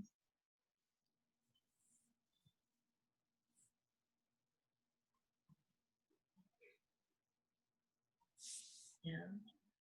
Okay. I have a quick question for Miss DeJanee, Officer DeJanee. Have you noticed, especially being on the force, do police officers or white police officers treat Black police officers differently? We were just talking about this earlier. I know for me, being a female, I have been treated differently. I don't know how the male's been treated, because honestly, in the area that I work in, I'm the only Black and the only Black female. So I don't know how they get treated. But I know for me, like I said, I have been written up. I have been called the angry Black woman. I have been talked down upon, pretty much saying that I can't do my job. I don't know how to do my job. All that, to me, I have to prove myself more just to try to get on their level, per se. So yes, for me, I'm speaking on me, they do treat me a little differently than the other females at my department. I have a follow-up question about that. How do you deal with that? Or can you escalate that? How do you deal with that? Well, with me, I don't allow anyone to talk to me any old kind of way. I don't allow that. If I hear something negative brought upon my name that this person did not directly bring to me, I will confront that person. I'm not going to just sweep that under the rug. But now it's gotten to the point where I only will answer calls for service. I don't really sit here and make traffic stops. I don't go above and beyond because I'm like, there's really no point. If you guys are going to continue to talk down on me, there's really no point. So I might as well just do my job, answer calls for service. I'll do random stuff in the community where I get out my patrol car. I hate being in my patrol car all the time. So I get out of my patrol car and I go talk to the kids. I go into the different communities and stuff, but it's hard. And then like I'll come home and like I'll talk to some people about it, but at the same time, none of my family, none of them are police officers. I don't talk to a lot of people at my department because I don't trust a lot of people. So sometimes I just have to hold it in, and that's what also like triggers like my depression. So I'm looking for a therapist now. That way I can be able to just start letting a lot of this stuff out. I have a good therapist. I'm in Houston, but she does do tele and video if you want any information after this. Yes, I would love that information because I need somebody that I can just talk to and that I can trust. And I'm definitely not going to go through anybody at my department because I don't trust any therapists that were hired through my department because eventually all of my information is just going to be back in the department. Absolutely. Okay, let me grab. Quick question, DeJanee, have you thought about possibly setting up like a support group for female police officers, Black female police officers? Because I know here in Houston, one of my good friends, her sister is a officer, and she said her main motivation was just being able to see someone that looks like her in her neighborhoods. And even though she goes through the hassle of the culture that is in the force, it still motivates her to move forward just so that she can be able to have somebody safe to call for her family. And that for me was heartbreaking because, you know, earlier I heard, who are we going to call if, you know, our house get broken into or any of those things. But right now we're seeing a huge move and a huge issue where people don't feel safe calling the cops because, you know, they may go to jail or they may end up getting shot. And so it would probably be really advantageous to put together just a support group for you guys, because being able to see people that look like you that are going through the same things, there is so much power in that support.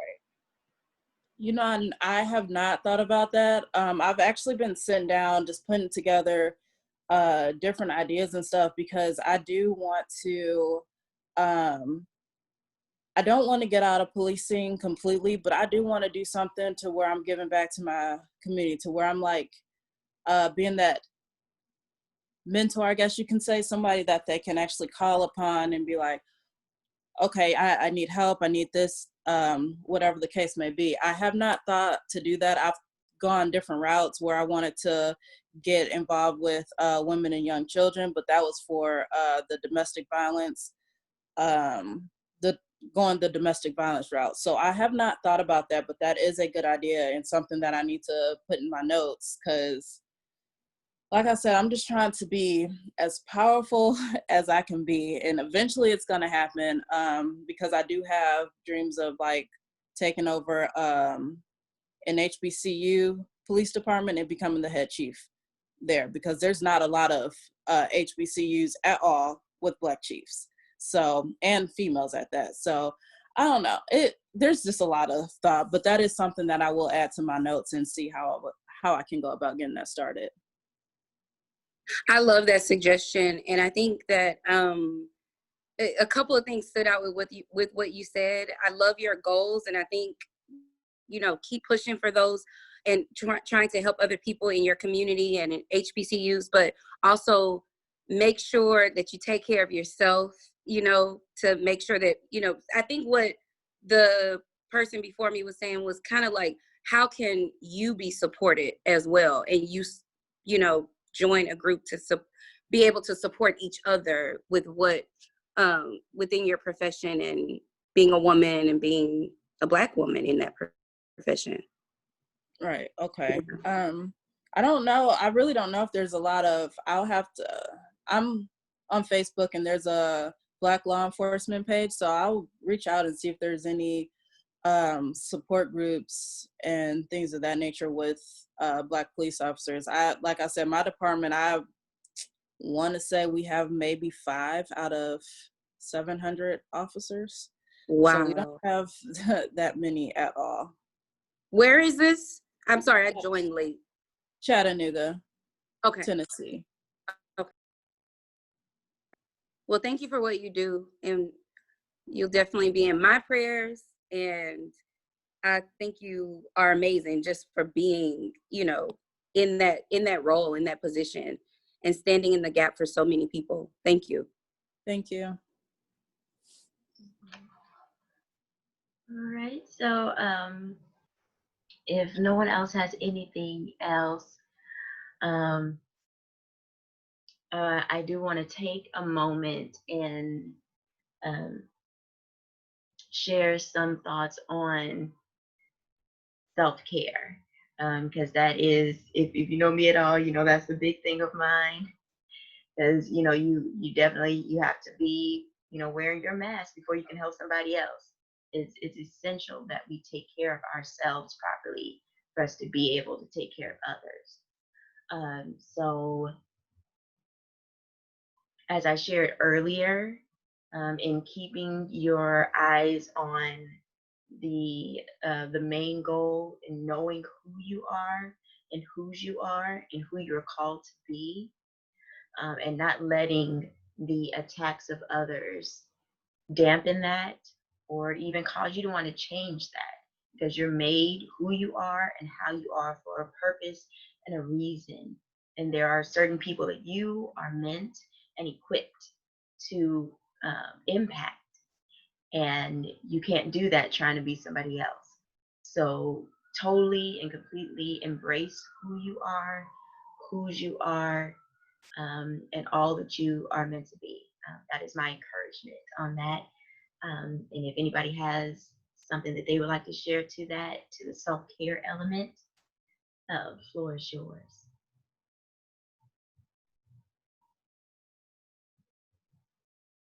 Yeah. Okay. All right. Well, again, I do want to definitely be mindful of everyone's time. So thank you all again for joining, for participating, for your insights, for the knowledge here in the chat. And I will be sharing the chat along with the video to all the ladies who are in the B.O.L.D group and who have registered. So please do share your contact information, your businesses. Please do share them there in the chat. And also, if you have any prayer requests, please do unmute yourself and let me know, and we will end in prayer.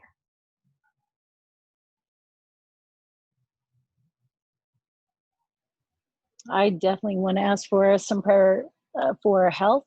My son is autoimmune compromised, so in this whole corona, you know, on top of everything else and trying to start a business and everything, he has lupus, and so he's young and has all these flare-ups. So just pray that, you know, those flare-ups just stop coming and that he can get to be able to just live day to day normally and without having to worry about those happening.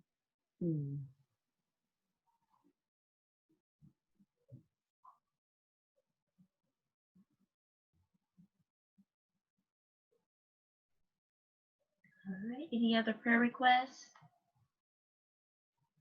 I see the contact information coming through on the chat. Awesome.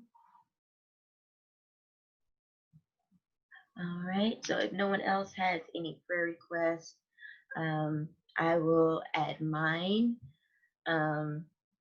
Definitely peace of mind is something that I definitely want to pray for everyone. Protection. Thank you, Ashanti. Peace of mind, protection of mind, heart, emotions, and health and strength. And also definitely want to keep the family of Robert Fuller in our prayers. I'm not sure if everyone is aware, but he is the young man who was found hung in California on the 10th. So We Or will, right? I'm sorry?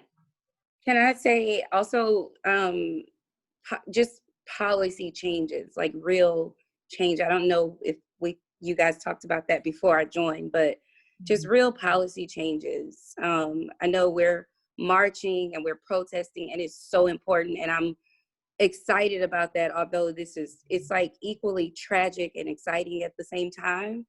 But just praying for real change, like real change. Yeah. Okay. All right.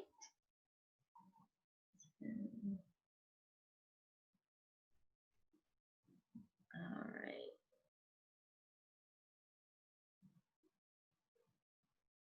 All right. So if that's all the prayers, we'll go ahead and pray.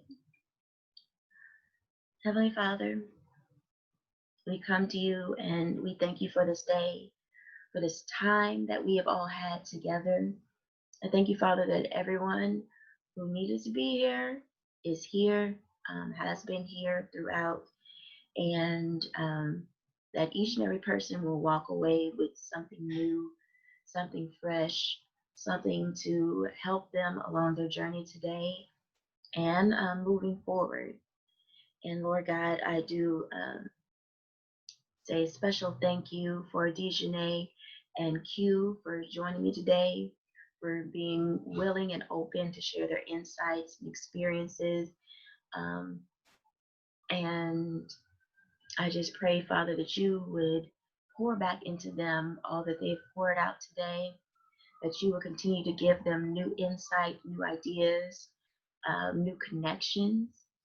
I pray for favor upon them and their businesses and their goals, that as you guide them and that they will follow and receive all of the blessings and success that you have in store for them. I thank you, Lord God, that um, I pray for community for DeJanee, uh, that she will be able to connect with others within the force, and not even just Black police officers, Lord, but just police officers who will be there to support, who will be there to stand in the gap with her, who will be there to even stand up for her and have her back as she will theirs.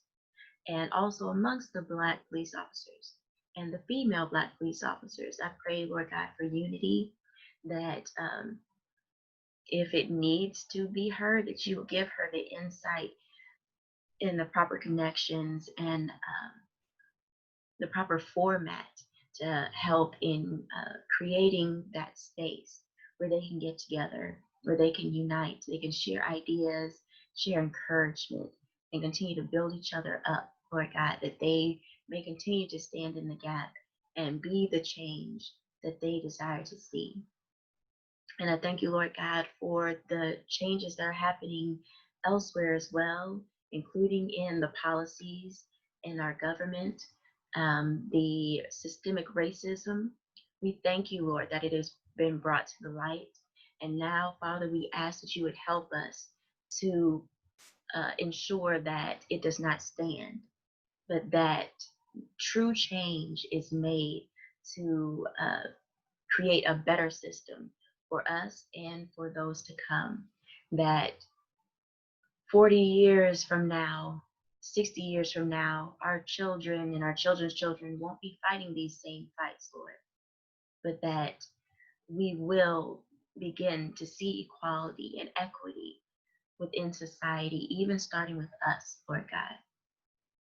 We thank you, Father, that you will equip us, our people and our leaders, with the ideas, with the leadership, with the new ways of achieving our goals, Lord, that they will be effective and lasting for permanent change. And Lord God, I do lift up everyone's families here and all of us, Lord, because we know Corona is still real, but we know that you are a healer, you are a sustainer, you are a keeper, you are our protector, Lord. So we thank you for our health and strength, Lord, physically, mentally, emotionally, and spiritually. And in particular, we do lift up Q's son, Lord God, who is dealing with lupus. We thank you, Father God, right now by faith that the flare-ups will end in Jesus' name. We thank you, Father God, that he will be whole and healthy, that he is whole and healthy from the top of his head to the soles of his feet. Lord God, that he will not have the flares, that every aspect within his body will work as it is meant to, that it was intended to, Lord God, and that he will be able to live and enjoy his days, Lord God, now and moving into a long, healthy life. And we do ask for continued strength, Lord, during this time where we are still very much dealing with the racial divides, racial inequality, racial injustice. I pray, Lord God, that you will bring your hand of justice, Lord God, and that you will bring that equality, and that the cases such as the George Floyd, Breonna Taylor, Ahmaud Arbery, Robert Fuller, that these cases that have been brought to the light shall serve greater purposes, Lord, than creating the fear that people wanted to create. I thank you, Father God, that you promised that you would turn our issues for our good. And I pray that even in those cases, Lord, that they shall work for our good. It may be hurtful, it may be painful, and I pray, Lord God, for the comfort for their families and for the Black community as we are hurting and as we are continuing to press forward, even in the midst of our wounds, Lord. I thank you for your solace. I thank you for your comfort. And I thank you, Father, that we will continue to cling to our hope and our joy that has kept our community going from the beginning. I thank you, Father, that we are strong, that you are our strength, and that you will continue to help us, Lord, to unite amongst our community and beyond. And we praise you in advance for the change to come. And Lord, anything I've left unmentioned, unthought of, or forgotten, I lift it up and call it done and so in Jesus' blessed name. Amen. All right, so thank you again, ladies. I keep saying thank you, but I'm just so grateful for all of you. Thank you again, especially to Q and DeJanee. Thank you for your willingness to share.